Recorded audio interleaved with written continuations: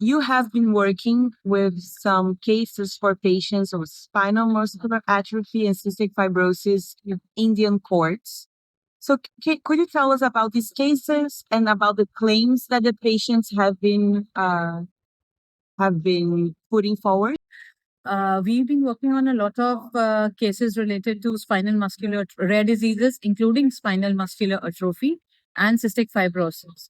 So, Hania, this stems from the fact that the drug availability in cases of rare diseases is really very low.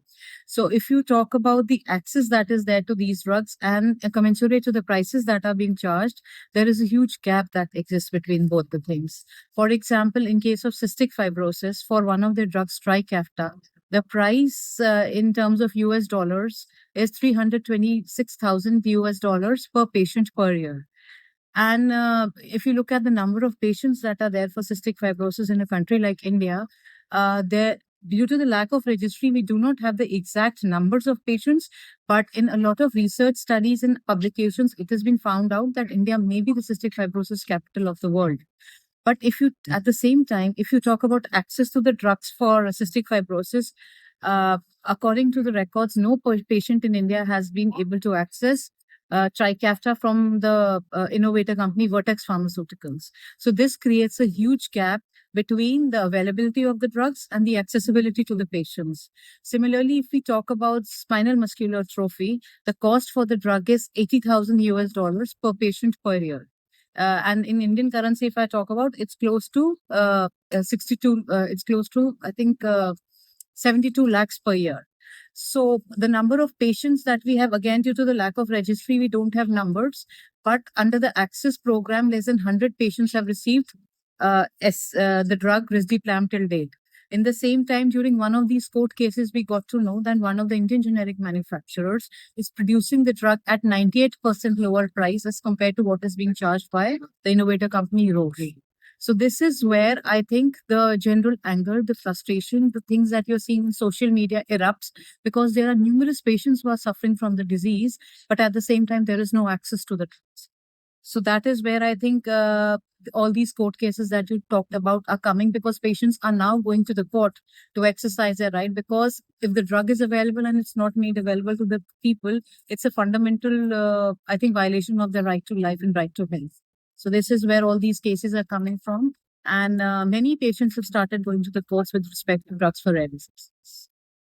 And what does it explain these prices, these high prices you mentioned? Pharma companies always quote the DMASI study saying that the cost of bringing a drug to the market is somewhere close to 2.8 to 3.4 billion. And that includes the cost of all the failed development drugs that they also have. But at the same time, I think we also need to understand one fact, that most of these drugs are approved under the orphan drug or rare disease status. For these in US, they get a slew of tax incentives. These include priority vouchers. These include reduced number of clinical trials. I'll just explain it in a bit detail, because if you look at reduced number of clinical trials, for a new innovative cancer therapy to be brought to the market, the number of patients that you need under the trial may be range from anywhere to 30,000. But similar at the same time, because the number of patients for rare diseases is less, so the trials can be as low as in 100, 200, 300 people. So you understand that the cost of bringing such a drug, the number of trials is max. There's a huge reduction in the price that the companies have to come.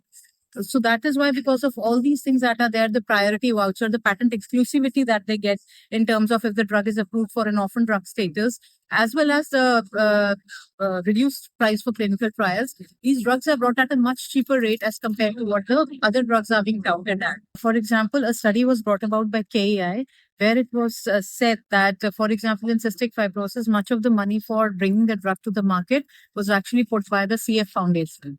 Similarly, in case of SMA also, it was said that a lot of money was put forward by philanthropic foundations. So the cost that the companies are quoting for the drugs is not justifiable. And especially if we look at the access perspective from it, it's not affordable, it's not accessible. So there is a huge asymmetry in terms of both these factors that we're looking at. What has been the response you've gotten from the Indian courts on these cases? It has been a mix of what we've been getting. The Kerala High Court was very cognizant of the fact, and they ensured that the patient who filed the petition for it, she's a young artist who's 24 years of age, and she's got multiple surgeries, and so she approached the court basically for access to the drugs, because the drug, at this stage, the drug does not massively improve, but it actually stops your progression. So the court provided her. In India, if you are aware of, there's a policy which is called as a National Policy for Rare Diseases. Under that policy, there is a one-time assistance of 50 lakh Indian rupees, which is given to the patients for rare diseases. So this patient was not able to access that money under the National Policy of Rare Diseases. So she approached the Kerala High Court to make the drugs available to her. So the Kerala High Court took cognizance of the fact, and she was given the drug under the Rare Diseases National Policy for Rare Diseases in India. Hania, we also need to be very aware of the fact that in India, there is a generic manufacturer that has come forward with respect to Risdiplam. So the price of the generic manufacturer is 98% less than the price of the originator product by Roche, Evrysdi. If the drug by the generic manufacturer is put under the National Policy of Rare Diseases, a same patient who's getting the drug under the innovator company for just 8 months will now be getting the same drug for 18 years. So you can understand the difference that the person will be getting the drug for. Like, it will cover 18 years of his or her lifetime as compared to just 8 months under the drug price for the innovator pharmaceutical company. So I think people in India, the courts in India, the policymakers in India should all be cognizant of the fact that the time extension that the patient is getting, if the generic manufacturer is brought to the market at a price, and the price is like 98% cheaper than the originator. Thank you, Tukali. Any final comments? No, I think that we need to look at the rare diseases drug from a different, different understanding as compared to how we look at other pharmaceutical drugs. Because these people are rare, but they're still equal. We have 300 plus million at the moment who are suffering globally from rare diseases. India has a sizable population of people suffering from rare diseases. At the moment, some 4,001 diseases are listed under the rare diseases. I think we need to have a registry of these people, because most of these people are ignored. We also need to speed in the diagnostics. We need to strengthen the diagnostic capability in terms of diagnosis, because many of these patients are diagnosed at a very. We also need to look at how the cutting edge therapies like cell and gene therapy need to be brought, because they are curative treatments and they can be produced at a fraction of a price. For example, we are seeing a Chinese pharmaceutical company which is producing a drug for gene therapy product for rare diseases, and it is ready for a transfer in the low and middle income countries, tech transfer. So these are the factors that, and also we need to see how we can extend the timeline of the drugs that can be provided under the National Policy of Rare Diseases to provide a maximum coverage to patients suffering from rare diseases in India, especially. Thank you. Thank you so much. It was great. Thank you.